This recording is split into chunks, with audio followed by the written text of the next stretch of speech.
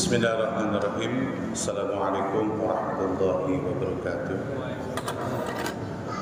Innal hamdalillah, salatu wassalamu ala Rasulillah wa ala alihi wa sahbihi wa mawala. Rabbi shrah li sadri wa yassir li amri wahlul 'uqdatam min lisani yafqahu qawli.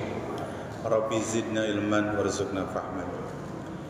Alhamdulillah, segala puji hanya milik Allah atas nikmat yang Allah berikan pada malam hari ini, di malam yang ke-12 kita bisa melaksanakan salah satu ibadah rangkaian di bulan yang agung, di bulan Ramadan ini, dalam melaksanakan sholat fardu, sholat isya, lalu dilanjut dengan ba'diyah isya dan sholat qiyamul lail, qiyamul tarawih, qiyamul Ramadan. Mudah-mudahan ibadah yang selama ini kita lakukan, wabil khusus di bulan Ramadan, bisa membukakan pintu hidayah.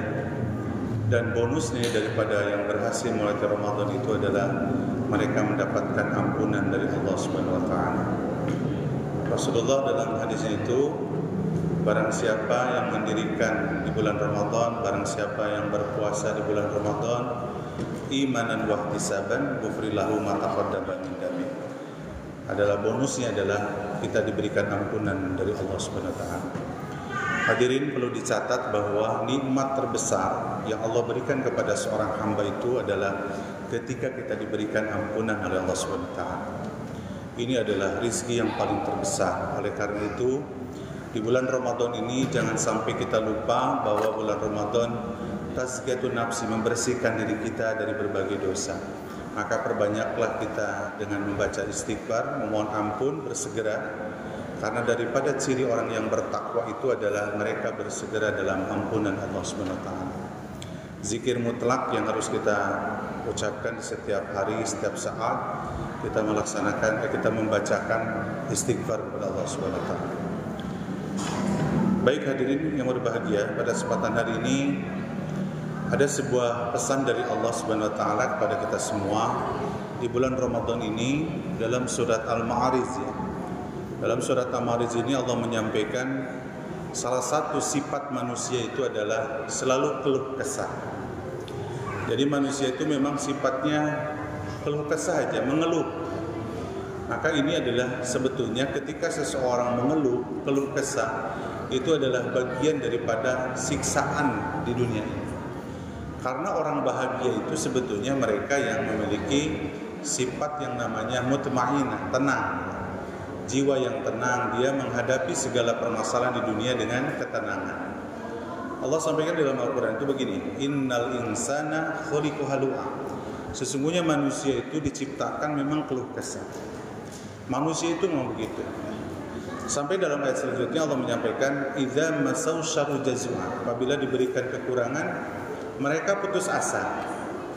Jadi kalau dikurangi rezekinya dalam bentuk harta, dalam bentuk fisik ya, dalam bentuk segala kehidupan diuji oleh Allah dengan berbagai kekurangan, mereka itu selalu putus asa. Bahkan di dalam surat Al-Fajr itu Allah menyampaikan, wa idza mabtalahu faqaddara 'alaihi rizqahu. Apabila manusia itu dikurangi rezekinya, fayaqulu, mereka berkata kepada Allah, Rabbi ahana. Ya Allah, kau telah menghinaku, gitu ya. Manusia itu begitu. Di saat ketika kita diberikan kekurangan rezeki dalam bentuk kehidupan yang masyarakat tidak mampu atau yang disebut miskin, fakir miskin, mereka berkata sama Allah itu, ya Allah, kau telah menghinaku. Dan banyak yang begitu. Makanya Rasulullah dalam hadis itu, kadal fakru ayyakuna kufran. Sungguh nyata ketika seseorang itu fakir, tidak mampu, mereka dalam keadaan banyak mendekati kekufuran. Kalimatnya, banyak orang diuji kemiskinan, mereka berontak sama Allah. Jadi tidak sabar. Mereka berontak sama Allah. Kalimatnya begitu. Hidup geskieu aja. Udahlah, ngapain ibadah, ngapain salat dan seterusnya. Ini memang Allah gambarkan di dalam Al-Quran. Manusia itu begitu. Berikutnya dalam ayat selanjutnya dalam surat Al-Ma'arij ini, sebentar ya hadirin, disebutkan Allah menyampaikan wa idza masau khairu manwa. Nah, ini manusia nih. Apabila dia diberikan kelebihan dalam bentuk harta, pangkat, tahta, pokoknya ujian dunianya itu enak-enak lah gitu ya. Mereka juga di situ disebutkan kata namanya manusia itu mereka akan kikir, akan lupa diri.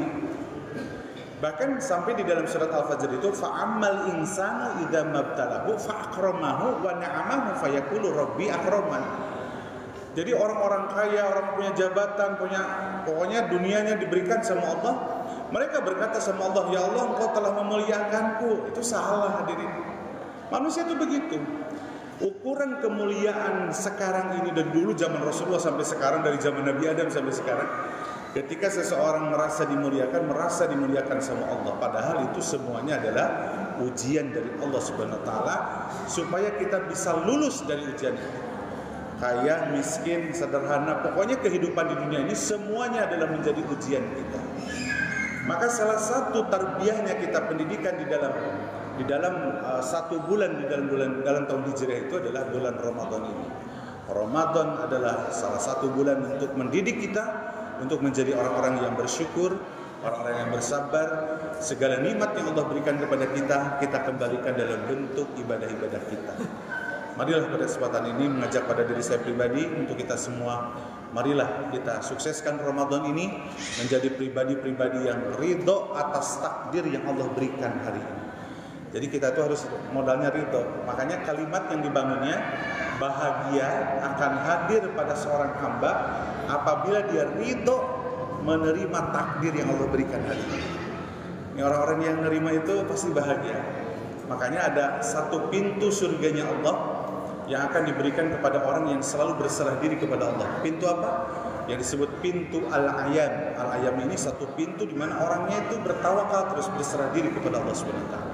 Mudah-mudahan hadirin berbahagia di Ramadan 1446 Hijriah ini kita termasuk orang-orang yang bisa mengendalikan diri, bisa sukses di Ramadannya, sehingga kita tidak termasuk orang-orang yang keluh kesah, selalu gelisah dan terlalu sombong, pedit, koret, meregesi ketika Allah berikan kemuliaan dalam bentuk harta, tahta dan jabatan.